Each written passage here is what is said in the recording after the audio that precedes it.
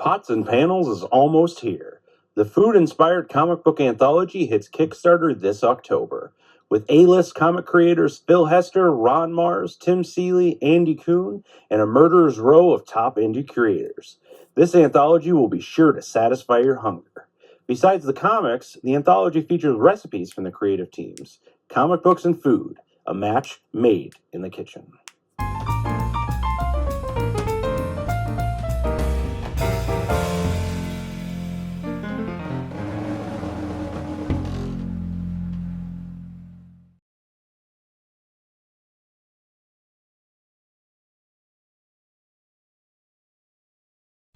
Oh yeah, man. Famous cartoonist Art Baltazar. As you see, Abraham Lincoln's with me, and we are watching, and you are watching. Famous cartoonists draw at night. They draw at night, by night. We're all here together, man. Buy their comics, buy my comics, shop.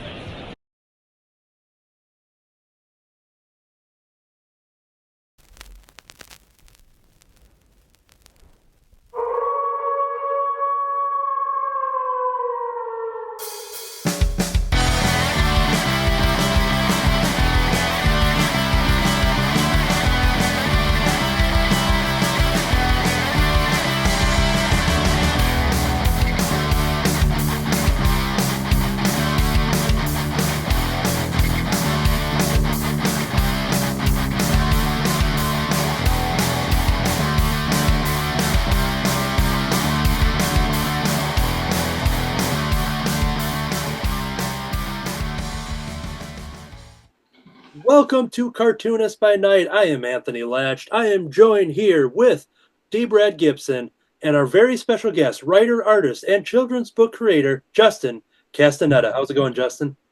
Good. Thanks for having me. Of course. What we're going to do here, we're in the month of October. At the beginning of the month, we had a horror comics theme. And then our next episode was Boktober, an October prompt from Brian Lynch from Hot Wing of Justice. And now we invited Justin onto the show, and he could pick any topic he wanted. What is that topic? Scary movies. What's your favorite scary movie? That is an excellent question. I just took my whole agenda. I have to cross it off my list here. I had one question in prep, and now we're all done. Oh, okay. No. We will. Hey, great minds think alike. Yes. We'll definitely figure out everyone's answer for that question as we go on. But what we're going to do for this episode, we're going to draw something scary movie related. We're going to talk about scary movies, as well as talking about Justin's career as a creator and artist. And that will be the setup for our show. So what we like to do is kind of go around and kind of jump in on the drawings, kind of what we have planned. D. Brad Gibson, do you have anything in mind for tonight's topic? I just did a quick sketch of an old werewolf character from a cartoon show. Brian Lynch suggested I draw. His name's Fangface. Fangface.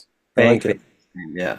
And I also have other kind of like either cartoon horror or comedy horror characters. Okay. That I might draw. I have a few in mind, but the only one I kind of prepared for, because I had to practice drawing her face, Monica Bellucci's character Dolores from Beetlejuice. Yes. So I did practice her face, and so that one I have a little bit prepped. Other than that, I'm just going to be drawing. I don't know. I thought maybe Uncle Fester could be a good one to do. That's fun. Yeah. Some or Wednesday Addams. Some of those. I like it. Yeah. Let's jump over to Justin. What do you have in mind for tonight's episode? So my favorite genre of horror film is slashers. I like slasher movies. So I'm going to be doing a collage of different killers, slashers from like Scream, Halloween, Friday the 13th, A Nightmare on all the classics. So we'll see how many I can get to today. Can't wait to see that happen. And I'm going to jump over to my drawing screen. What I've been doing in the last couple episodes, I've been taking my crispy rice design cards that I've had, and I have some very loose pencils. I love Child's Play, so I have Mm. outline for a Chucky good guy doll setup. So we'll see that as we go out through the episode. I do have a second card on hand, and if I do get to that one's going to be surprise as we see the magic happen. But yeah, Nice. so that is the setup. We're all off to the races to draw. And to address that very first question there, what is your favorite scary movie? Let's jump over to our guest, Justin. What is your favorite scary movie? So before I answer that, I just got Boktober. Oh, yeah. I was like, wait, what was that? Oh, got it. Oh, Brian Lynch, that he's goofy. Yeah, So so wait, did you guys like draw chickens and stuff? yeah. So he had I a did some bunch of ducks. I did the rest of your chickens. Oh, okay. Cool. That's funny. So my favorite scary movie is Halloween. I'd have to say Halloween. It's a good one. It feels very sort of cliched, but I think it's paced really well. Yeah. It's very intense at the right moments. Really good performances. Yeah. And it's that's the one I watch every year. Yeah. I was alive when it came out. Yeah, I was a little kid, and I just maybe it was more when first time it aired on television. Okay. Like the edited for television version. Oh, nice. I would see the commercials for it, but I don't know if I watched it first time it was on TV. That could have been 1980 or something like that. Okay. Came out in 78, right? Yes. And so I just remember kids, like usually the next day after it aired on television, kids would kind of say, "Hey, did you see that show last night?" And then they would talk about it. And so I just remember to this day, kids going, "He's going to get you. He's going to get you. Get you." And I don't know if that was from that one, from Halloween at the beginning or not. Oh yeah. Well, they're taunting. I think they're taunting the boy. Right, yeah. Yeah, Tommy. For that. Yeah. Okay. So, we were talking before about you're like your daughter, when your daughter's like she loves horror now, and I'm kind of the same way. I was a late bloomer. I didn't really start getting into horror movies until college. Okay. And there was that whole explosion of Japanese horror that happened with The Grudge and The Ring. Yeah. And so I got into those. Watched really weird, like The Audition, A Tale of Two Sisters. Those are all like Japanese horror films that I sort of got really engrossed with my friends in college. Yeah. Because they were remade, right? They were, yeah. So we watched the originals, and then that was sort of the lead-in, actually, was the American remakes, and then finding out that they were there was a different version, so we would seek them out. Right. And so then I started really to fall in love with the genre, like around college. So I was very late, because I was very scared watching those movies when I was a kid too. I don't even think I fully saw Halloween until I was like in high school, maybe. Yeah. But yeah, like my cousins and I would have sleepovers, and they'd put on like A Nightmare on Elm Street, and that freaked me out. And so I never was really into it. Maybe there was like some sort of B movie horror that I enjoyed, like Tremors. Yeah. Kind of creature features. They were kind of fun. And the fun ones, yeah.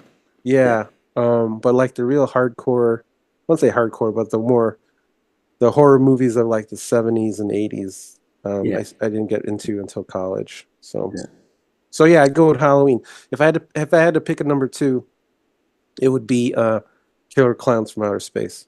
Nice. Yeah. Nice. I haven't seen that one, but I've always heard about it. Oh, it holds up. It is really corny. Yeah. but in the best way. Yeah. Yeah. Very cool. Anthony? Say that again. How about you? Let's see. So I watched a lot of horror movies when I was age 5 and 6. So I watched a lot of Child's Play, which is obviously why I'm drawing Chucky here. Okay. But when it comes to favorite horror movies, between Yeah. Child's Play and Pet Sematary are my top two. Oh, nice. And there's still a scene from Pet Sematary that I will not watch again, even as an adult, where I'm like, all right, time to go to the fridge and refill the beverage. And when going downstairs and seeing the creepy lady and just the condition of her and the look, and that would give me nightmares. So I have yet to watch it as an adult, but I will never watch that again. So Wow. It left that impression on you, huh? yeah, but I still watch the rest of the movie and I dig it. But yeah, so when it comes to favorite horror movies, those two basically share the top spot. D. Brad, you? Well, the first horror movie, I know it's not scary by today's standards, but when it came out, the original Frankenstein was considered scary to people because they'd never seen that kind of makeup before. Yeah. And so I remember seeing that. I'm going with my earliest memories of horror movies, and so that would have been like I remember Frankenstein seeing the little girl. Oh yeah. But at the time that the scene that comes after that got edited out, where where she throws a flower into the water, and then he thinks he's supposed to throw pretty things into the water, so he picks her up and throws her in. Well, that was edited out for a long time. Oh, really? And they would just cut to the scene where the father brings the little girl to the village, and she's already dead. And so it did get put back into the later releases. Yeah. I do remember that scene big time of him looking at the little girl, and then the cut to the next scene, and the father's bringing her, and she's all hurt and dead. Wow. And so, and that could have been 8 or 9 then. Okay.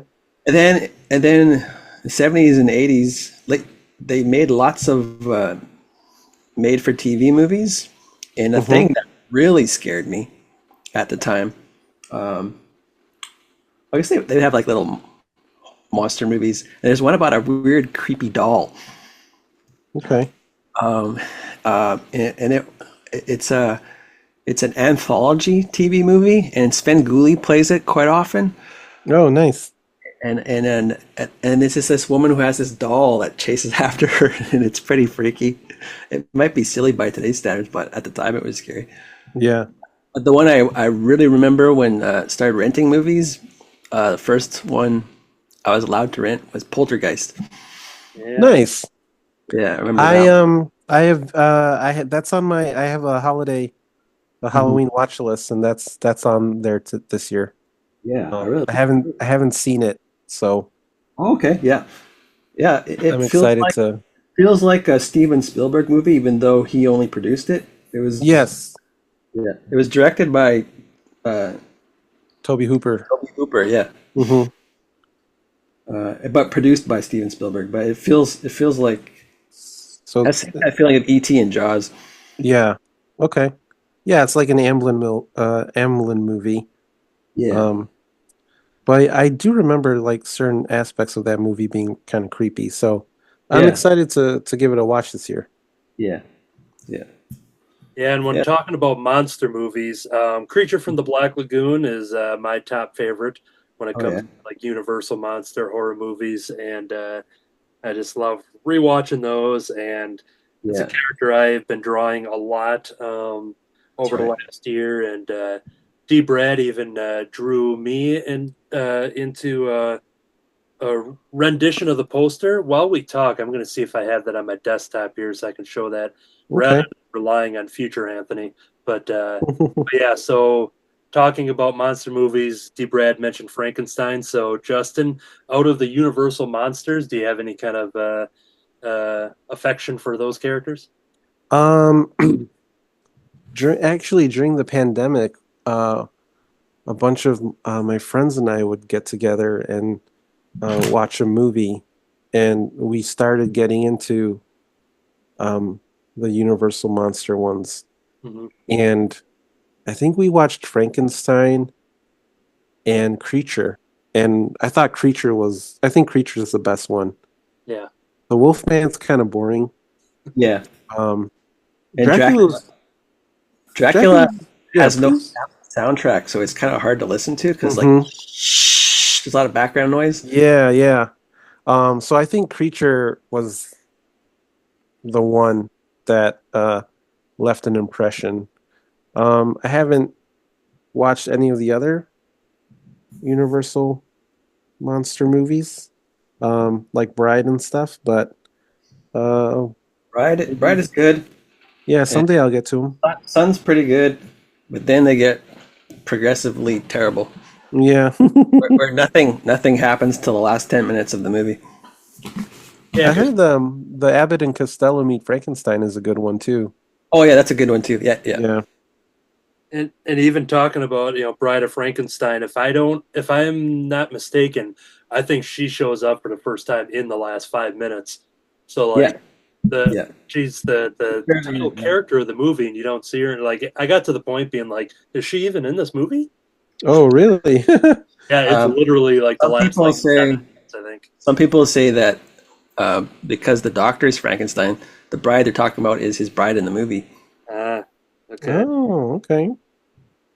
His bride. Yeah, so my I guess really my first exposure to those movie archetypes like the Wolfman and Frankenstein and Dracula, the one that left the impression on me was Monster Squad Yeah, because they were all in there, yeah, and that is was a Shane Black script, right? yeah. That's right.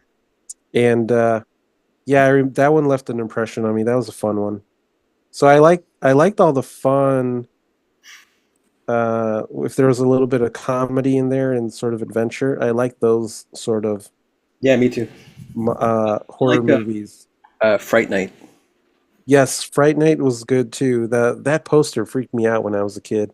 Yeah. With the cloud in the sky that's like Face. formed the vampire face. I even Yeah, I even liked the remake. It was pretty good too. the remake, yeah, with Colin Farrell and the late Anton Yelchin was really good. It was really funny as well. Yeah. But yeah, that poster kept me up at night. I did not like that poster. One I haven't seen for a really long time, which is in the humor and horror category, is American Werewolf in London. Oh, yes. That's a great movie. Yeah, Really cool special effects. yeah, yeah. And that I feel like that was one of the first ones that really did the comedy and horror well. So yeah, It's a yeah. good balance. Yeah. Um, On the topic of comedy and horror for modern ones, I absolutely love James Gunn's Slither. Oh yes. right, yeah, Yeah. yeah. Slither Forget- and Slither and Cabin in the Woods are my top two. Oh yeah, that was Cabin in the Woods. Yeah, Like Cabin in the Woods is one of those being like, if you had the stomach for only one more horror movie ever, you feel like you just get everything in that one movie, and you're just You like, do. all right, I'm done now. Yeah, kind of everything but the kitchen sink. Now, I had mentioned D. Brad. I have it queued up. I'm going to put it up on the share screen here. So D. Brad surprised this for me, knowing that I love the creature from the Black Lagoon, and he was inspired by a lot of my drawings of him and the commissions I've been posting from people from Artist Alley. And this was in my inbox one morning. We should be seeing it on the screen here. That's awesome. And I was just floored. I was just like, I just woke up just being like, oh, D. Brad sent me an email. What's this? And I was just like, wow, this is amazing. So I'm glad That's I could so bring cool. that to a scary movie, horror movie themed episode here. So Yeah. Nice job. I I always love the loved expression. drawing monsters when I was a kid. That's all. I always make monster books of all the Oh, characters. nice. all right, we're gonna shift into talking about what we're drawing. I will kick it off here. I've got kind of my basic Sharpie inks down for my Chucky, and I'm going to go through and do some colors after our little break here. But yeah, I went I'm pretty good with just kind of straight on ones. I need to do a lot of work on kind of giving my characters motion and things like that. So yeah, but it worked great for Chucky, just being like, all right, he's just a doll, so I don't need to have a lot of movement going on, and this is the version I was going with. Nice. Let's jump over. Now we see a ghost face over on Justin's screen there. Yeah, I'm sort of I blocked where I'm gonna have certain characters, and so in this corner here I have Ghostface, Very and cool. then dead center I have Michael Myers, Nice. and then I'm gonna put Art the Clown here, and sort of Jason real big here, and then I have like a little room here for Freddy.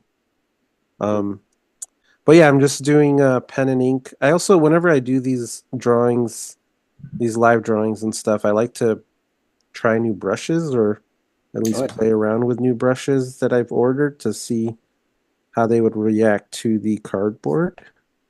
But yeah, this is my favorite time of the year to draw twos, just because I'll watch a bunch of scary movies and then I'll do like a piece on them, and that's why you see so many when you see me at a at a show. There's like so much cardboard because that's all I'm drawing on. Well, stay tuned, audience, because we're going to the cardboard sketches is part of our topic of discussion coming up here. So let's jump over with D. Brad's status, and then we'll get into the cardboard sketches. Okay. D. Brad?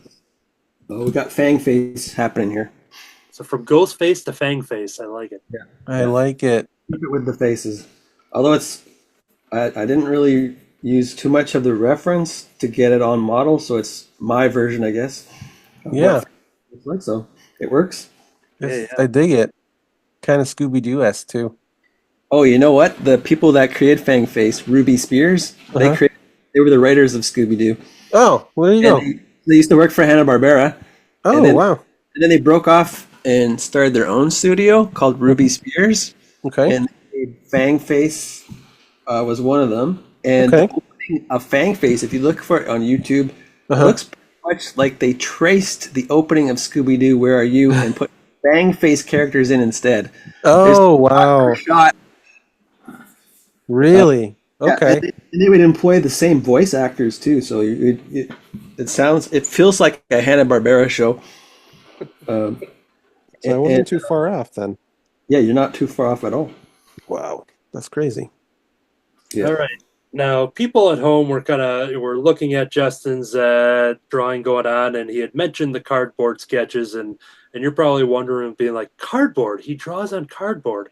Well, we're going to get a little history lesson on why that happens, and it's going to start with a little show and tell with some of the cardboard sketches that I own that I bought from tables over the last couple of years. I'll take this one off the screen here. And it started with the Bratzy, Kevin Smith, Yoga Hosers. At the time of this recording, we talked about it beforehand, but I just I'm fresh off of Chronicon, the first ever Chronicon. And so I'm happy that we're able to showcase this on an episode with Justin here. And if I recall, I looked at this and I said, I think you're going to be the only one who has a Bratzy drawing. I am. Comic-Con in this artist alley or any artist alleys, I need to own this. And then in relation to Kevin Smith movies, we got a Willem Black here from Mallrats. Nice. So I got that from there. Yeah, it looks really good on cardboard. And it kind of blends into my background here. I'm looking to see if I have like a kind of a palette cleanser. Let me some ginger. Here we go. That way we can see the cardboardiness of it here. And then at the last C2E2 here, I saw this She-Hulk here. Awesome. Nice. Get the MCU She-Hulk. And then the very most recent one. Hot off of watching the Joker movie. And right away I saw it and I'm like, is it available? Because I need to own it. Here is our Lady Gaga as Harley from the latest Joker movie. Cool. Fully do. And so I saw that and I'm just like, yep, I absolutely need that. It's cool seeing those again, because it's like sending my kids off to college, and then it's like, where do they go? Where do they end up? And it's like, oh, they're there. Yeah. And that's going to be a great setup because I went through your profiles to dig up a lot of awesome cardboard sketch examples. So what we're going to do here, and Okay. as I say this, I just remembered that I forgot to open them up in the background on my screen. So I'm going to jump over to Justin. Yeah. Before we get to that little gallery, if you want Yeah. to talk to us about how art and creativeness entered your life and kind of what age and kind of where did it all begin with Justin? Oh, sure. So I've been drawing since I was little. I like to say that because if you look at my handles, um, and the first children's book I ever wrote was called When I Was Little. Oh, But yeah, when I was younger, I was very much into like Saturday morning cartoons, yeah. and my brother John was a really good artist, and he was into comic books. And so both my brothers were actually into comic books, and they're the ones that got me to start reading them. And I think one of the very first comics I got was this Ren and Stimpy #1, Oh, yeah. and then we used to collect a lot of the Archie Ninja Turtles books. Oh, yeah. And I didn't know that like that was like a job, like I loved watching cartoons. I didn't know you could actually make them or tell stories that way. So my brother, who I wanted to draw like, he ended up going into graphic design, Huh. and then I pursued a career in animation, and I went to school for animation, and then right out of college, I this teacher from my old grammar school reached out to me and was like, I have an idea for a children's book. Oh, yeah. And so that was like my first kind of like freelance gig. And during the process of learning how to make that book, I was like, oh, I could make my own books. And Yeah. right around that time, that's when self-publishing kind of hit a big wave, because there was lots of avenues for that, like create space on Amazon, and like print on demand publishing became very popular. Right. And then like a few years before that, or a few years after that, that's when the crowdfunding boom happened, and like Kickstarter was a thing, and Indiegogo and all these other things. So then I sort of stumbled into self-publishing, and then I've been telling stories ever since. So yeah, and then to sort of clue your audience in on the cardboard sketch. I used to work at a printing press, and they used to have these things. So this isn't like, I say cardboard, but it's really like chipboard, but they were all like packing materials. So the packing materials, like they would. I used to work for a print agency, Oh, I love it. and they would use these little boards to weigh down all the ads that we would print. And then once they were done with those little boards, they would discard them. Oh. So I dumpster dove, and I would take all these cardboards out because I realized that they were really good material to draw on, because you could, like, as you can see here, you could get a lot of really cool line texture, Yeah. and the way the material absorbs ink and reacts to different materials like crayons, colored pencils, watercolors. You could do them all on this material. And so I started drawing on those at that job. I don't work there anymore.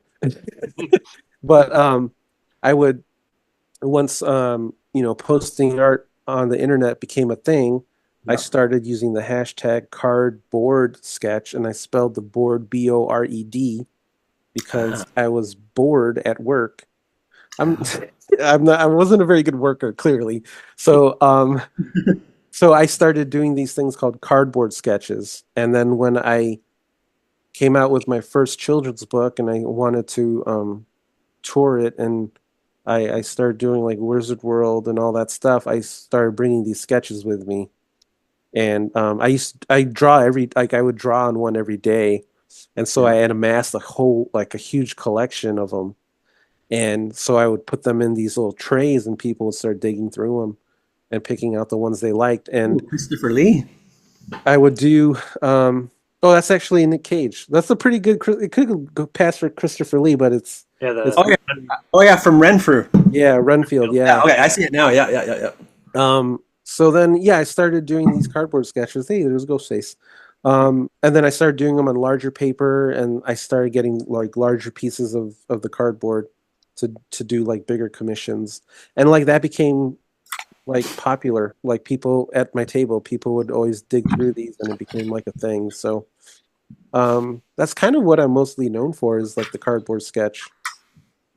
Yeah, and I am one of those that gets excited to flip through all these drawings, and as I was going through images and just picking out a lot of horror related ones to show on this episode, realized that I could probably do a full 90 minutes of just looking at these sketches because they're so good. There's a lot. I think since I started doing them, I've done like at least over 1,000. Wow. So are you almost out of cardboard? No. So I have enough to last me a lifetime. Oh wow! Especially once I found out what the material was, the specific type of chipboard. Okay, you can just buy it. Yeah. So I bought it in a mass bulk, and that's all I would need to keep doing these. So. Right. And like with the She-Hulk one I showed, and now I got Slimer up on there. I just love. Yeah, and like that's crayon. That's like crayon and marker, and like I just love the way it adds a bit of texture to everything. Yeah, I want to try that. So yeah, so cool. So yeah, I've got a couple more that I'm going to finish up on here, but yeah, going into this episode now, I assume the BORED part of it all.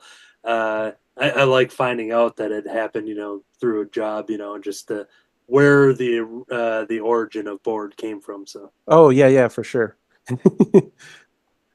It was a little tongue in cheek, but if you actually look up that hashtag cardboard sketch, like you'll get a whole flood. Like that's all cardboards that I've done.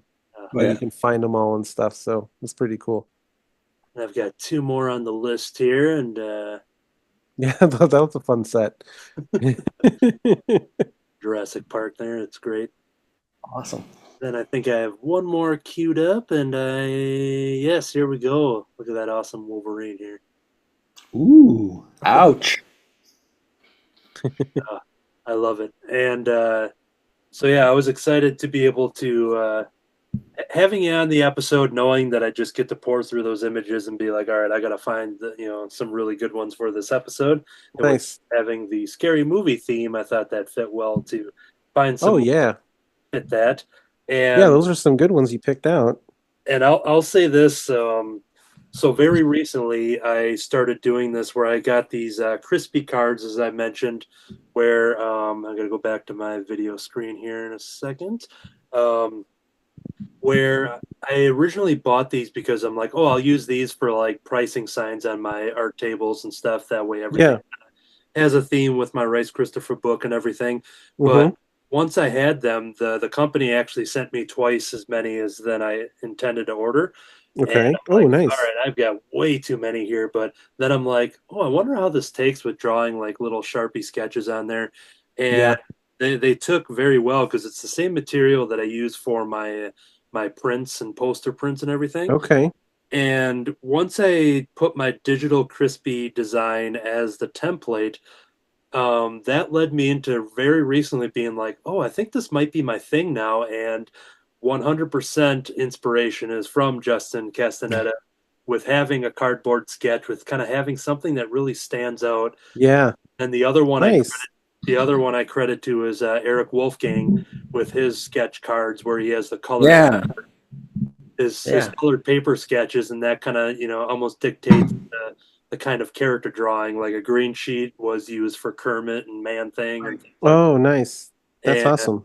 And when you look at their work, you see a specific thing being like, well, that's a Justin piece, that's an Eric Wolfgang piece, and So yeah, you are one of the inspirations for me kind of going through, and I'm going to cycle through some of these. Some of these I haven't posted yet. Nice. I do them. Some of them I draw as quick as I can.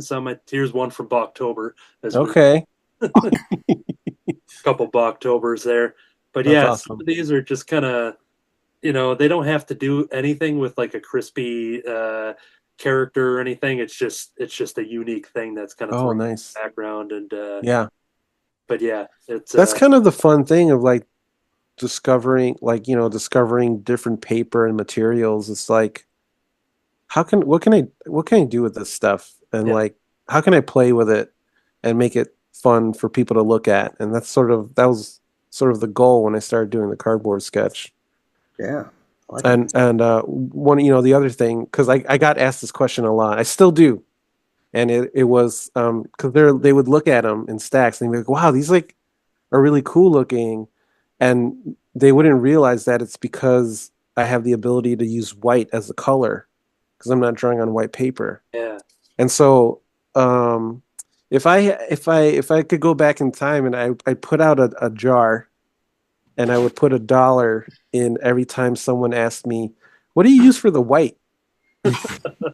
Yeah. And I would get that asked so many times. So I think so much so that on my old website I put up an FAQ, and I was like, you know how like artists put up FAQs, like these are my most asked questions. I Yeah. think I made an FAQ, and that was the only question on the on the FAQ, which was, what do you use for the white? So I'm gonna answer it again since I brought it up, but I use this um, Uniball Signo pen. Hmm. I don't know if you could see that, but it's like a white gel pen, and sometimes I'll use white crayon. Just for this ghost face mask here, I use this Faber-Castell Pitt pastel pen. But yeah, that's one of the benefits of drawing on toned paper is the ability to use white because it can make things pop. It can add a little bit of uh, dynamicness to the drawing, and you can outline things and make things even kind of come forward even more. So Yeah, I'll have to look into that. Future Anthony is going to write that down when you mention that name and everything. And yeah, the Uniball Signo pen. cool. Um, I've tried using other pens, but this one for me is the one that I like the best result, the results with the best, because it feels like a ballpoint pen, and that's what I usually ink with. Yeah, I've used those ones, the one that you're holding. Yeah, the jelly rolls, and I use a Hmm. lot of basic. I don't know much about art supplies, and I'm always just constantly learning. Like simply, I just use Sharpies a lot, uh, Yeah. but I've been using the whiteout for a lot of like outlining and just kind of seeing when people do that. And all of a sudden, if I'm not happy about a drawing, sometimes Hmm. I just add some white just randomly, and all of a sudden it just really starts to Yeah. pop. Like, oh, I like this now. Yeah, most definitely. Cool, cool. Um, all right. So what we're gonna do here is talk about some of Justin's creations. Now, I recently picked up Heart. Knowing Heart is one of the things that you're known for here. This is written and Yes. illustrated by you here. Can you kind of let our audience know? I'm going to show a couple of the opening pages of this Yeah. cover book, but let us know about Heart. So Heart is the first like hardcover children's story I wrote. It's the first Kickstarter I ever did, and it was a story that was birthed from uh, feelings I had in high school of trying to fit in and be part of a clique and figuring out who I was. I didn't really know who I was, and so I wrote the story of two hearts. One heart was blue, and the other heart had a piece of himself missing. His name is Thump, and throughout the story they interact, and they get together and form this friendship, and that realize that it's okay to be different.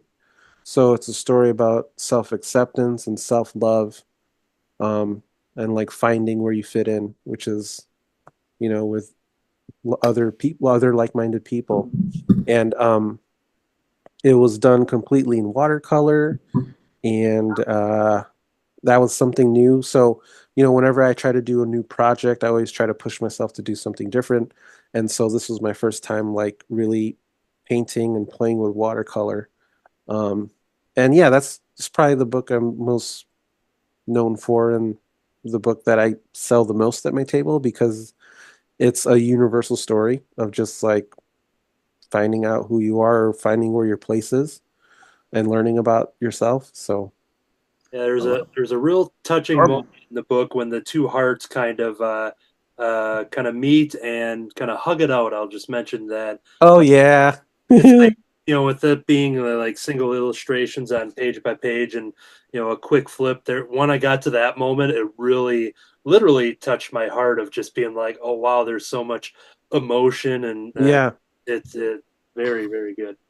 And like that was the goal too, was I had these feelings of being different in high school. And so I was like, how can I self-express this? And I ultimately gravitated towards doing it as a children's book, because I felt like it would be beneficial, um, to tell the kids early on that, like, hey, it's okay to be who you are, and hopefully that would garner them a better high school experience than I had. And so that was the whole goal. It was like, let's do it as a children's book, and like let's hit them with that message early, like, hey, it's okay to be you. It's great. And moving on to another piece of your work here is Wonder Care presents the Kinder Guardians. This here is a joint effort Yes. along with let's see here, Victor Dandridge. Yes. So yeah, how did you guys get together to create the Kinder Guardians? So we just celebrated the 10-year anniversary of Wonder Care. Ooh. And we were telling the story on a live stream. And basically we met on the con circuit. I was very new to doing conventions, and Victor had also started doing them and like really transitioning to doing this full time. And he was building up his own self-publishing indie imprint called Vantage In-House. And he didn't have any titles that were kid-friendly. And so he had met me on the convention scene, and he liked my art style, and he was like, "Oh, maybe Justin would want to I would want to get together and create this kids comic." And so that's kind of how it happened. I mean, Victor tells it way better than I do, but that's essentially what happened. So, he pitched it as Justice League meets the Muppet Babies. Awesome. And it's these kids with superpowers, and they're learning how to use them in this daycare called Wonder Care, or the school facility called Wonder Care. And it may seem like a very because we did, over the course of 10 years, we put out a total of 12 issues. 10 issues, 10 issues of the main storyline. So the whole thing's complete. There's 2 volumes. But we did like a free comic book day special, and then we did a social commentary piece called What Matters, after the events of what happened with George Floyd. And so we put it all together in over 2 volumes. And like, that may sound like, wow, you did like 12 issues over 10 years. That's a really long time. But like, we were doing other things in between that. Yeah. Right. So when we had first got together, we had initially said, like, let's do 10 issues, but we didn't know what those 10 issues were going to be.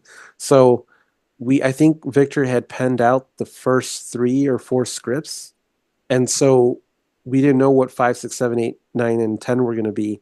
And Yep. sort of, life happening around us and us wanting to say things with these characters. That's sort of how the remaining issues came to be. And we actually ended the series. Was it like 2 years now? I think 2 years. But yeah, we did like a big 3-issue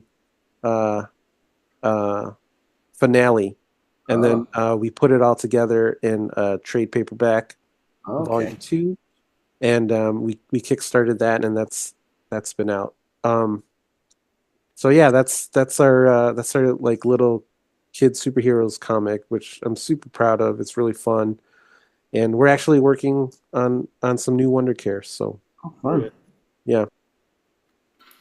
Excellent stuff. And what's cool about these issues too is that they have like it's very geared towards children and kind of activities and kind of questions. So like almost like kind of like a little pop quiz at the end of each issue, which kind of gets the reader thinking. If a parent or guardian is reading this with their child and kind of really kind of talking about the lessons being learned. And to give a little example of that, I wanted to talk about the first question here after issue 1, where they're talking about the benefits of flight versus super speed. So, Justin, which of the two superpowers would you prefer to have, flight or super speed? Flight. Flight. Yeah. I mean, speed sounds great because you get so much done. Yeah. But I don't know. Just like my favorite superhero is Superman, and I was very enamored with like that movie, The Boy Who Could Fly. Remember that Disney movie? Yeah. Boy Who Could Fly. Yeah. And I just think that'd be so cool to do. So I would do that. How about you guys? Hey, Brad? I always wanted to be able to fly. Yeah. Yep. That would be so fun. Yeah, I would have to agree with flying because naturally I'm a very fast walker. Now, I'm one of those that will just, I'll have to slow myself down and like go different routes if I get into a certain groove with other people. And so I'm always kind of very, very fast. So I think I've got the speed thing covered, and I would like to fly as well. So Nice. Very nice. And let's see here. I'm going to jump over to this topic so it can lead into the one I have queued up after. Yeah, comics. Here we go. So we've talked about if this is your very first episode of Cartoonist by Night, the cast members of this very show are all united through the love and creation of Oh Yeah Comics. Check out our past episodes for the creators from this wonderful company and chain of stores and publications with Art and Franco and Scoot and Alejandro and everybody involved. And one of the names that you happen to see in a lot of these issues is Justin Castaneda. So can you tell us how you came across Oh Yeah Comics and Art and Franco to lead you to actually submitting stories and being part of their creative team? Yeah. So I was a fan of Art and Franco's work, and they had mentioned that they were starting up a store and like they're going to be making comics, and I think it was the Kickstarter that kicked everything off. And I was new to the game and then making books and things, so and I really like those guys, and so I did a bunch of stories for them. The first one that that was published. Actually, Trevor Mueller, he wrote from Albert the Alien. He wrote a one-page story and was looking for an artist, and so he tapped me. And I already knew Art and Franco, so the ability to work with a different writer, because at that time I didn't really consider myself much of a writer, so being able to work on someone else's script, even though it was like a one-page story, it taught me a lot about storytelling and how I could craft my own stories. And so there was a time where, like in between Wonder Care issues and in between freelance gigs, if I had an idea for an Oh Yeah, I would just tell Art, I was like, hey, I'm doing this. And he'd be like, okay, we'll put it in the issue. And like, I never worried about when it was going to premiere or what issue it was going to be in.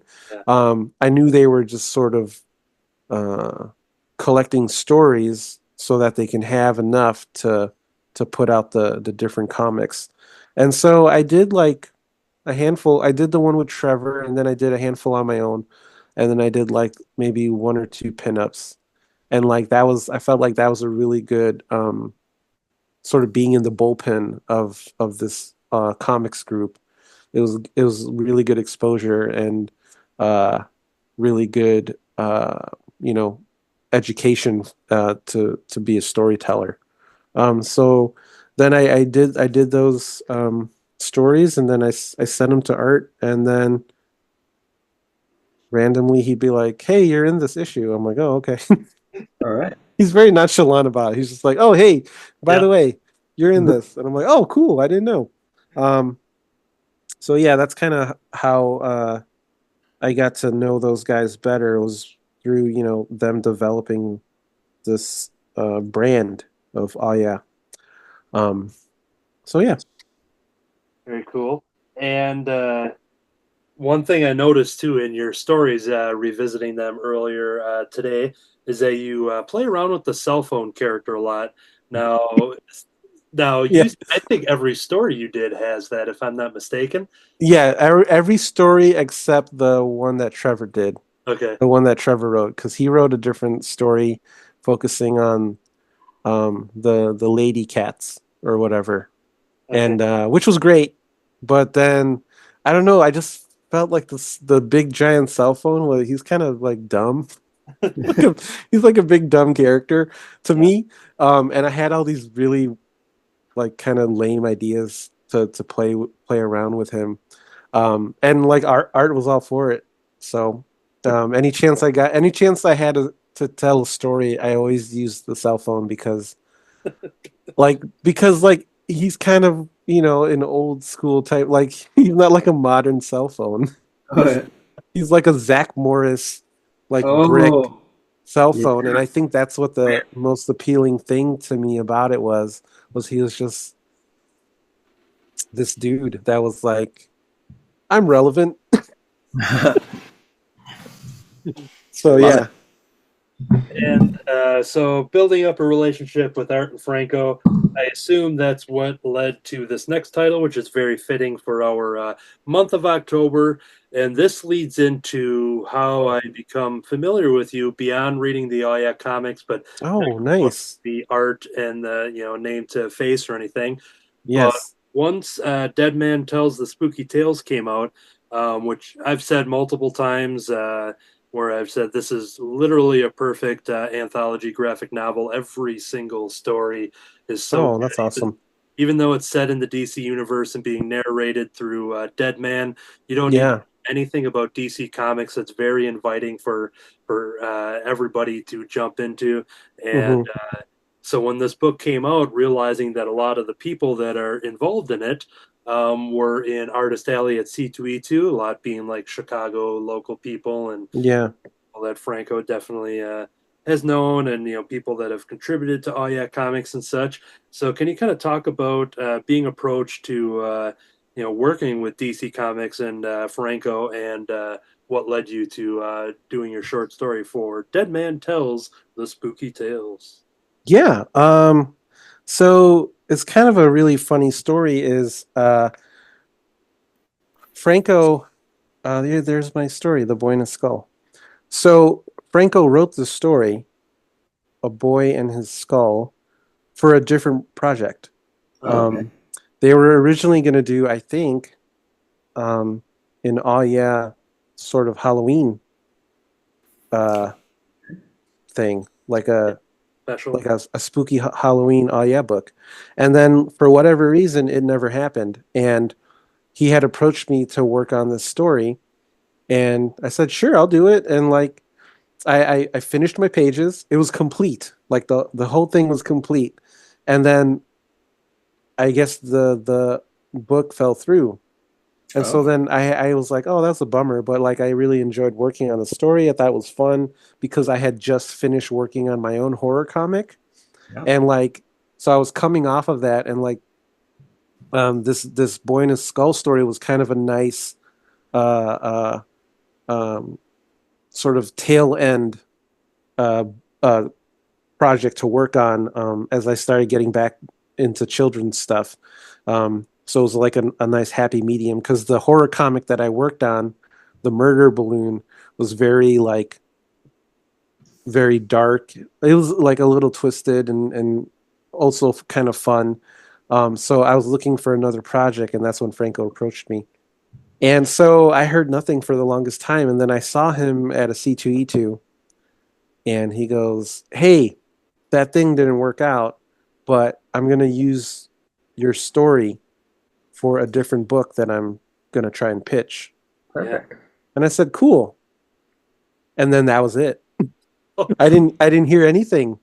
And then it must have been like a couple cons later or whatever. And he just goes, "Hey, so DC liked the book." Oh, And I was like, "Wait, what?" He didn't even tell me that it was for a DC book. Like he was just like, no, he was just like, "I'm pitching it for another thing." But he didn't tell me what it was. So I thought I was like, "Oh, okay." yeah. I didn't know it was going to be a DC book. So it's kind of cool. Surprise. It was a nice surprise, and it was kind of cool because he said like when he pitched it, you know, the only story in there that was complete was mine. Oh, Yeah. And so I was like, "Oh, that's kind of cool." So like kind of based on the artwork that I did, they and like the idea of what Franco was trying to do, they greenlit the project. So then he told me, he's like, "Hey, yeah, so DC bought the book." And I was just like dumbfounded. I was like, "Oh, wait, what book?" He's like, the book that your story's in." And I was like, "Oh, I had no idea." He's like, "Yeah." And then he told me like it's going to be called Dead Man Tells the Spooky Tales, and it's sort of like a Tales from the Crypt, but Yeah. for kids. And he's like, "So yeah, we're going to move forward." And then he's like, "So you can't tell anybody." And so I literally sat on that news that this book was coming out for 3 years, for the entire pandemic. Oh boy. Like he told me like right before, because I swear I think it was C2E2 2020, Yeah. which is when he told me. He's like, "Hey, guess what? This is going to happen." And then he's like, "Okay, you can't tell anybody." And then like the pandemic happened, and I completely forgot about the book. And then it was like maybe 3-ish years later, they were like announcing it, and I was like, "Oh, can I talk about this now?"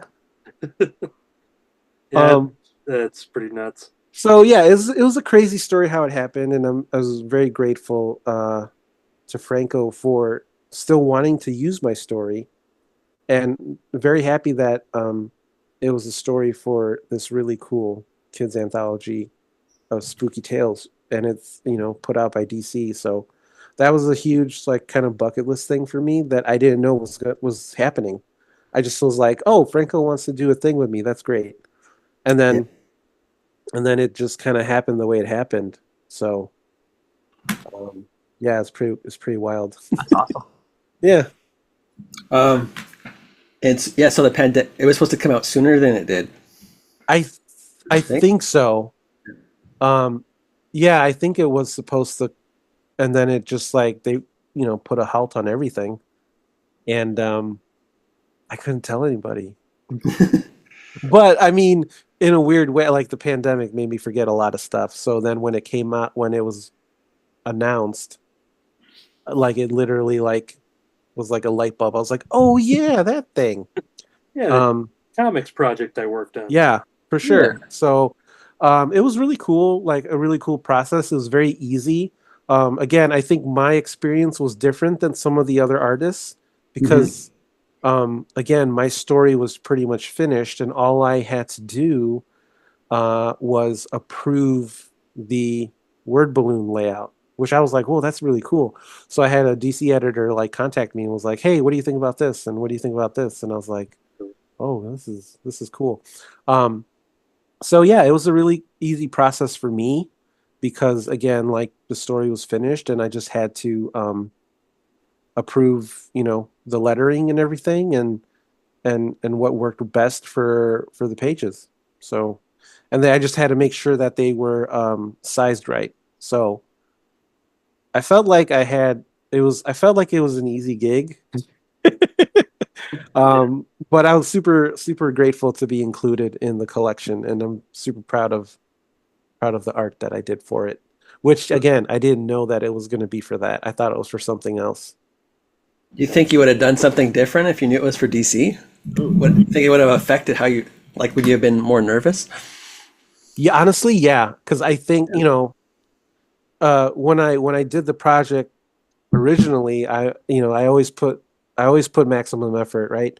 And also because like Franco was a writer and a cartoonist that I admired, I wanted to do right by him. So I think if he actually told me like I think he was clever in that way, where he didn't tell me that he was pitching it. Because if he did, I probably would have freaked out. Yeah. Yeah. But there wouldn't have been anything to do because the pages were already done. So and I think that's also was a relief for me, because like when I submitted the pages and like had it reformatted, like there were like no notes. So I was like, oh, I think I nailed it like on the first try, kind of. Yeah. And so that I felt good about that. But yeah, if he had told me probably from the beginning, I probably, yeah. But again, I don't think that was part of the plan anyway. Yeah. I don't think he knew No. that the story was going to go elsewhere, because Yeah. you know, things just kind of shifted and changed. And so I'm glad that he didn't sort of like throw the story away or just be like, oh, I'll save it for something else.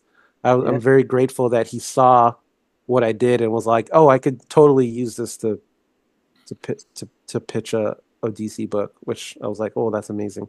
Yeah. So, yeah. A good one. I love it. D. Brad, let's check in on some drawings there. Okay, I'm working on Uncle Fester. I did. Well, I showed Fang Face, didn't I? Yes. Oh, that's cool. And then here's Dolores. I don't know if you can see. I can't see the head.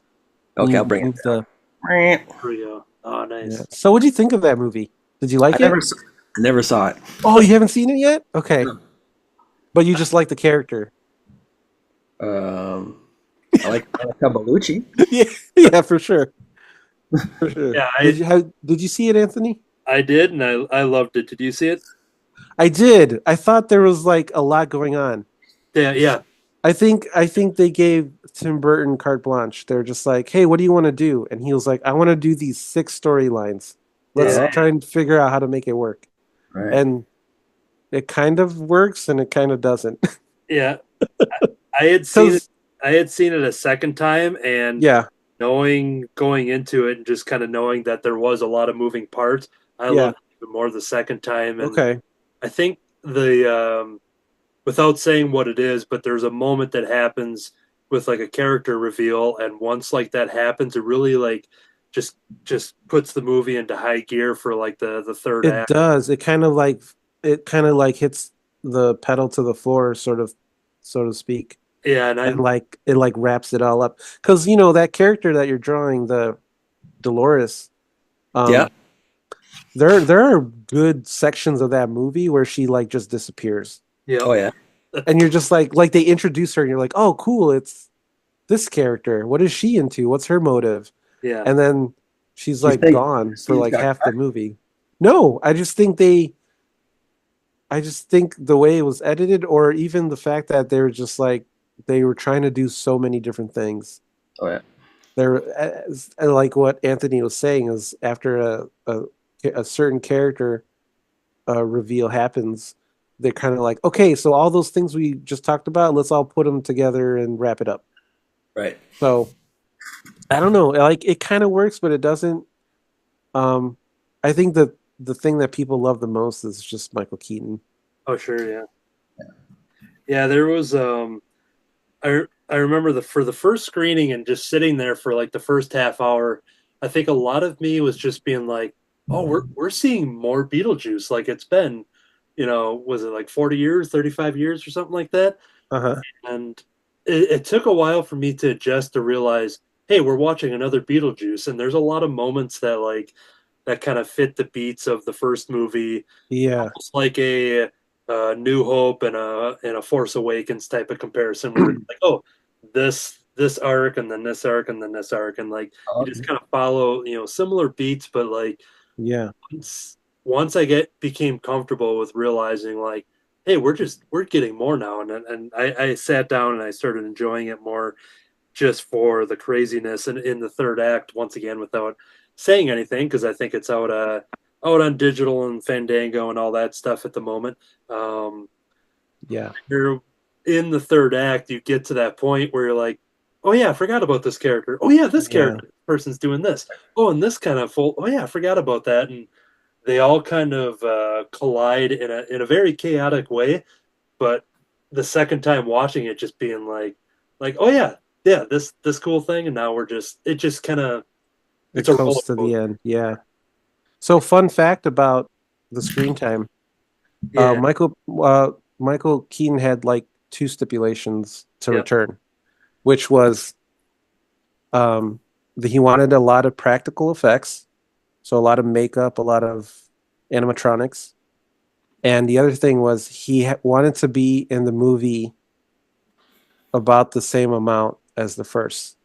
yeah, So he's really in the movie for like 15 minutes, but yeah. it doesn't feel like that. Yeah, once he had said that, I didn't realize how little he's in that original movie. So when rewatching it, I'm just like, oh yeah, Beetlejuice is barely in Beetlejuice. Yeah, he's like in it for 13 minutes, maybe. Yeah. And so they were like, let's give him 2 more minutes for this new one. But I mean, he makes good use of his time. Yeah, yeah. Yeah, It's memorable. Yeah. Mm-hmm. Leave them wanting more. Yep. So I think that's pretty astonishing, and I think it's really cool that he had parameters set in place Yeah. to be like, if you want me to come back, this is what I want, and so that's cool that they were like, sure. Checking in on my drawing, I think I'm done with my Chucky with my good guy doll, and playing with my crispy rice design. I've been leaving a lot of the faces uncolored and just letting the crispy design take place and coloring everything around it. And the other surprise one that I had penciled out, from good guy doll to good Gill doll, and doing the Black Lagoon child play Chucky doll. Right now, all I'm seeing is like a Howard the Duck type of thing, but once I get the colors in there, I'm Yeah, Oh like, no, yeah. I see the gills. it look yeah. But like at Yeah. first, I'm like, okay, it looks very much like a duck at the moment. But what's That could great happen. about that You can is, make it happen. yeah, yeah, I have an important two different roads to go down here, and we'll see which one I choose. But now, one thing, there's a reason now. There's a perfect segue to talking about ducks because there's something extra special that I want to share, and I'm queuing up some images in the background, and this is me, very casually, killing time while I bring up windows that nobody can see yet. Now, Justin, there's something that I'm going to show here that I grabbed from your very awesome YouTube channel. Oh God. YouTube channel does a lot of cool things, from like your convention visits and kind of doing the recaps. Uh-huh. You're big into physical media with DVDs and Blu-rays, and Yeah. you show a lot of cool different stuff like that. But there's something that we saw that is going to grab D. Brad's attention. Now, neither of you know that you have this very common interest, but Oh, okay. Justin, I'm going to have you talk about this very Donald Duck inspired bathroom that you have. What? Oh, yeah. So when we got this house, we moved in, I think, March of 2020. I gave up my. Oh, look at that! I gave up my studio space. I had like a whole room for my studio, and I had all this stuff with like that I would hang up and post and whatever. And so Awesome. in my new studio, I have my own bathroom, and my wife was like, "Yeah, you can do whatever you want with this. Like, this is your bathroom." And I was like, "Really?" And so I had accumulated all this Donald Duck stuff, and I was like, "I'm going to make this a Donald Duck bathroom." Perfect. And so I got shelves. I got these little figures, and Okay. I wondered what those look like. yeah, there's been adding to it here and there. I have some original art from a lot of different creators that I like, and I found this giant like Donald Duck like wall decoration that came with a bunch of pieces. So I sort of added all that together. Yeah. Cool. So yeah, so when you go into my bathroom downstairs in the studio, you're surrounded by all kinds of ducks, and Lots it's of- because Donald Duck is like my favorite Disney character, I guess. Yeah, Yeah. he is. Yeah. Um, Yeah. yeah, he's my favorite Disney character. You know, I think he's cooler than Mickey Mouse, Yeah. and he he's in one of my favorite Super Nintendo games, Oh yeah. which is called Maui Mallard and Cold Shadow. And Oh, okay. Donald Duck plays a detective who can turn into a ninja. Awesome. Have you ever played that game? No, I didn't even heard of it. Oh my gosh, you got to look it up. It's so Yeah. cool. Yeah, Maui Mallard and Cold Shadow. Maui Mallard. Okay. Yeah. I was a big fan of, the cartoons. Uh, what was it called? Was it called Quack Pack? Yeah. Quack It's like- Pack. yeah, Quack Pack. Um, yeah, I think he's just the coolest. He is awesome. Yeah. Um, The comics too. I didn't read any of the comics, but I started collecting. I would go to recently I was at a comic show and there was a comic dealer there that was doing 50-cent books, and he Yeah. had all these old school Donald Duck and Mickey Mouse comics. Oh, And so cool. I bought a bunch of them Yeah. and to put in my bathroom as like reading material. Perfect. Yeah. Not that I want you to sit in my bathroom and read a bunch of comics. Well, Like, well, do your on. business. No, do your no, business, no. But You want that? You want it to happen. You want it to happen. right, but if I'll you be need right to over. be I'll there be right long, over. if you need to be there longer, if you've had like a really good burger and it's not sitting well, Yeah. you can stop into my bathroom, and Oh, okay. there'll be reading material there for you. Help to pass the time. Yeah, so there's a bunch of different stuff there. There's like a Pez dispenser. I recently found this really old, sort of vintage Donald Duck candy holder at a thrift store, Oh yeah. and the candy was still in it. Oh. Kind of gross, but I didn't take it out. But yeah, it's like a big drum, and there's like a bunch of I don't know what it is. They look like gobstoppers to me, but Oh, I put that on the shelf. There's some art that I got from like the Walt Disney Store in Disney Springs, Yeah. in California, and some just comics, Funko Pops, the whole deal. What is that? That's Scrooge. Oh my gosh. Is that like an original drawing from? It's from a Disney artist when I went to Disneyland. Oh, I awesome. requested that she draw that. Yeah. Nice. Yeah, I have these are all Donald Duck comics Really? collected in hardcover. Yeah. Oh, that's so cool. Yeah. And there's What's that piece behind you right there? Yes, that one. That's Jamie Cosley drew that one. Oh, that's cool. I like that style. That's so good. Yeah. That's so good. Yeah, it's his style. It's like really So all behind you, that's all Donald Duck comics? that shelf and the shelf below. Yeah. Wow. That's awesome. Yeah, they're hardcover collections by Carl Barks, Okay. some of them. And then Yeah. there's another one called Disney Masters, which is because he's really huge in Italy. So it's a collection of a lot of the Italian artists. Cool. And Don Rosa is the other one who I have a collection of in hardcover. Nice. I'll have Yeah. to look into those books. That's cool. Yeah, they've been putting them out for probably 15 years now. So I've been collecting them. I get two a year. Okay. Come out 2 a year. Come out Yeah. of each collection. Yeah. Yeah, if you ever have 2 hours to kill, when we had D. Brad on, he wasn't one of the original Cartoonist by Night members, but we had him as a guest. Yeah. Picked cartoon ducks as his topic. Oh, nice. Whole episode about cartoon ducks. Okay, I'll have to watch that then. Yeah, and last week I drew 2 cartoon ducks, Quackula Uh-huh. and Nice. Count Duckula. Count Duckula. I dig Yeah. it. That's pretty cool. Once, They're real cartoons. I didn't Yeah. make them. Yeah, for sure. yeah, Nice. once I saw that recent YouTube video where you do a little tour where I grabbed Of the those, bathroom? Yeah. and I'm like, oh, this is going to be a great segment for our episode. So- and I was almost about to tell D. Brad and the group and stuff. I'm like, no, I'm gonna. No, save it, yeah. Yeah. So D, what about the character do you like so much? Well, my original appeal was the drawings by the artist Okay.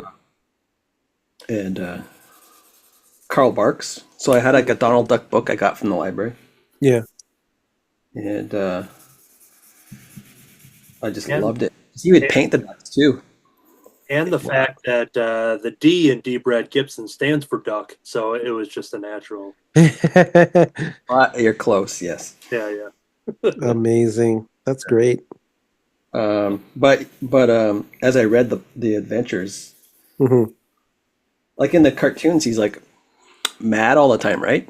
But Yeah. in the comics, he's more of a kind of lazy. He doesn't Oh, he doesn't want to get into adventures, but then he always gets into adventures. Oh, that's so funny because that's literally the plot of DuckTales. They just get into adventures all the time. Yeah, That's that's and he DuckTales wants no part of it. Yeah, That's great. Yeah, they but in the comics he does take more. He is Okay. he takes part in it more often, but usually he's trying to make a quick buck Yeah. off of Uncle Scrooge, but he doesn't want to have to do all the work. Did you like that recent DuckTales iteration, the newer one? I did, yeah. Yeah, I really liked I really liked how they like told the story of the sister and Yeah. um I did like it. Yeah. I like when they brought up the Caballeros and they're his college band. Well, there's a 1 season, 13 episode Donald Duck series called The Three Caballeros. And Okay. it's about, there was some Amazonian goddess or princess who takes Yeah. him on a treasure adventure. And Yeah. It's 13 episodes. Okay. It's on Disney Plus here in Canada, All right. but I don't know if it is where you are. Okay. I'll have to Yeah. look for it. Yeah, it's called Three Caballeros. That's awesome. Well, much like Justin having to look for that, what if people wanted to look for Justin's art? Let's say people wanted their own copy of Heart. Let's say people wanted their own copy of the Kindergarten Guardians and much more. Let's say Yeah. they wanted to look through a bunch of those cardboard sketches or maybe even request a commission of their own. Where would those people go to obtain such things? You can go to my website, which is whenyouwerelittle.art, or you can get access to that via my Instagram, which is also at whenyouwerelittle, and that is also my YouTube channel. So if you wanted to look me up on YouTube, that's my handle. Excellent. And then you have a Patreon as well. Yes, if you would like to support me in any way, you could follow me on Patreon. You could join for free. I do free posts all the time. But if you feel so inclined to become a patron, that'd be great. I picked the wrong time to start a Patreon. Oh, yeah? Yeah, it was March of 2020 Yeah. when I launched my Patreon.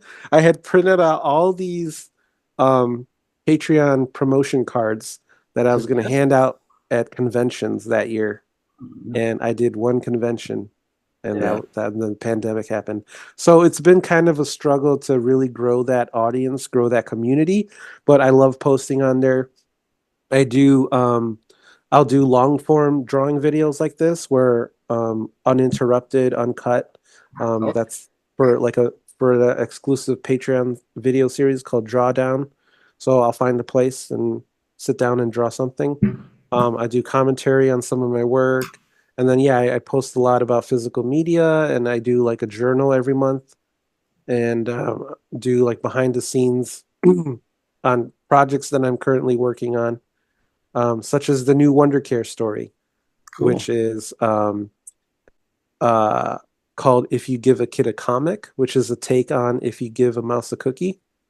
And it's a little semi-autobiographical book based on Victor and how he on sort of his love for comics came from.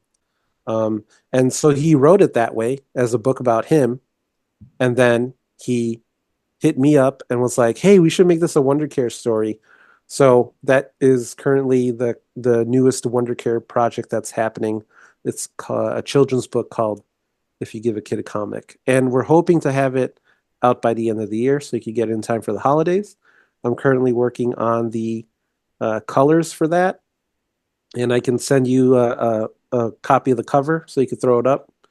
And yeah, so when you're little on Instagram and YouTube, and whenyourelittle.art is my website. Awesome, and all that stuff will be up on the screen as well. It'll be in the show notes for people to click, and please give Justin a follow. Go to the website, buy some stuff. See him out on the convention floor on his website. Their updated list of some conventions as we're nearing the end of the year. I know at the time of this recording, you got one tomorrow, but that'll be week old news when people see this episode. But yeah. Okay. But yeah, you do a lot of. I wish I had some more time on this one here, but you do a lot of stuff with libraries and working with like a lot of art jams with children and stuff, and coloring sheets, and like every time you kind of see you out on the library con circuit, you see a lot of that stuff, which is awesome to kind of have that connection and kind of getting kids to draw. And yeah, that kind of became my shift this year. I started doing more local events and focused on community and sort of art education at library shows, give them some content and some programming for them. So that's been really fun this year, doing the community art jam and hosting drawing workshops. So I'll be doing that tomorrow. And then I got a couple more events towards the end of the year, and then starts back up again. Very cool. And as we get into some plugs for our show members, unfortunately, we didn't have Matt Fife and Matt Rogers here, but currently out there on the shelves is Slaughter Otter. This is their brand new comic book spinning off from Happy Astronaut, but it is a good jump on Nice. if you haven't read that. And it's an awesome story with a lot of different variant covers to choose from. And Matt is working on another issue of that. I have my brand new comic, Rice Christopher. He's a crispy rice man who goes on adventures. 20-page comic book that has 16-page story. There's some activities and some coloring sheets and fun stuff like that. I got some comic strips in there as well. So yeah, I think that is it. I looked at the pile of the show and tell that I've had here. We'll do one final round of showing off the drawings. Here is a Chucky from Child's Play that I had. I didn't get any further with my either my creature or my duck related good guy doll, but we'll figure out what that looks like by the show credits. I like how you colored it. Yeah. Nice. Like a quick kind of color. It looks good. He looks so innocent. He does, yeah. That's scary. That's really scary. Oh, I remember the first time I ever got scared in a movie, but I don't know if I should. It was dolls with razor sharp teeth. Oh. Attacking Barbarella. Oh, Barbarella. I was 5 or 6 years old, and my friend's mom took us to see Barbarella. It was a reissue. Wow. Nice. And I was like, pretty corny. Yeah. Brad just reaching for post-it notes to put on the movie theater screen to cover it up. So post-it notes weren't invented then. I said I'm going to try to make a callback to that reference. If you don't get it, watch our last couple episodes. I'm going to try to mention it every single episode. Take another look at D. Brad with your Uncle Fester here. We'll take a look at that before we close out here. It's awesome. Love the expression on there. And then when you pull down the drawing just a tad there, we got Justin looking at the Uncle Fester there. If you want to. Ooh, there you go. Nice. How's that, Uncle Fester? Just how I remembered her. Oh, there you go. That's awesome. Very cool. You see, they did like a big Addams Family reunion photo at a con recently. Yeah, I think so. Yeah, there's a free Q&A panel on YouTube. I have it queued up where you can watch like a 45 minutes of that 90s Addams Family cast for a Q&A, which is pretty cool. So that's pretty awesome. And then let's take a look to see. So I didn't get that far. I got 2 of the 5, but I started doing Art the Clown from the Terrifier movies. If you haven't seen them, I saw the first one. Ooh, right? Yeah, I heard the third one's really gory. Like it goes beyond. So I don't know if I'll be watching it, but I do like the design of Art. I think he's Yeah, a really he's cool great. looking character. Yeah. And then here's the ghost face. There's my little pastel on Yeah. there. Yeah. So yeah, I'll try to finish this up. I got Jason here, Michael Myers, and then Freddy here in the corner. And then maybe I'll put like a moon or something in the back here. But Very cool. so that's as far as I got with my slashers. That's That could right. be like a movie poster. Mm-hmm. Yeah, Give us maybe a when I finish it, I'll throw it up on the store if anyone wants to buy it. Yeah, it could be a poster. totally. You do a Yeah. print on it too. So yeah, thank you for joining us. It was awesome. You had a lot of great stories. There's a lot of great stuff you have out there in the world. Highly suggest you anybody listening and watching to go to his website, visit him at a nearby convention, and it's always a good time with Justin Castaneda. Huh? So thank you very much. Thanks for Yeah. having me. Very nice to meet you both. And Yeah. I was happy to be part of the show, and it was really cool hanging out and drawing and talking scary movies with you, and also Donald Duck, most important. Right. Yeah. Excellent. So Hey, just- hey! Speaking of Donald Duck, on Disney Plus, they did a couple of Halloween specials with stop motion Donald Duck and Mickey Mouse. Oh, really? Oh, okay. I'll have to check that out. Yeah, stop motion. Stop Nice. motion is a big part of Halloween. Yeah, for sure. Most Well, hey- definitely. hang on the line for 30 seconds, but that sounds really good. So let's all go watch that now. Good night, everybody. Good night.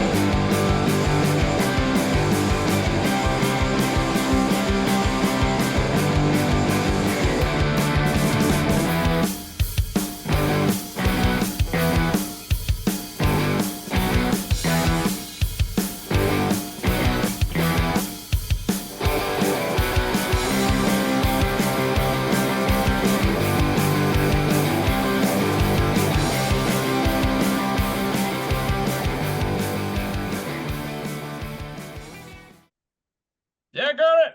Can't get the thing closed. Godzilla, Godzilla, Godzilla, and Godzuki. Yeah.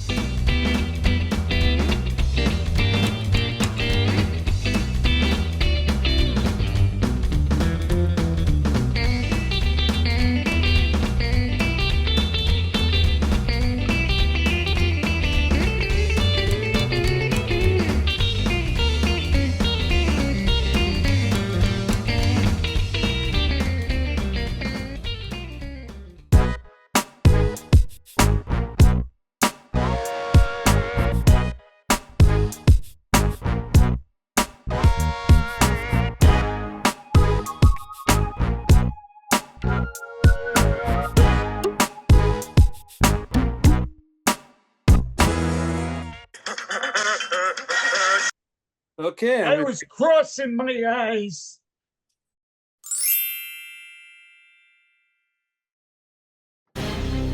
In a world with so many stories, from movies to television, and of course, comic books, comes a story that's only available in one of the three mediums I listed earlier.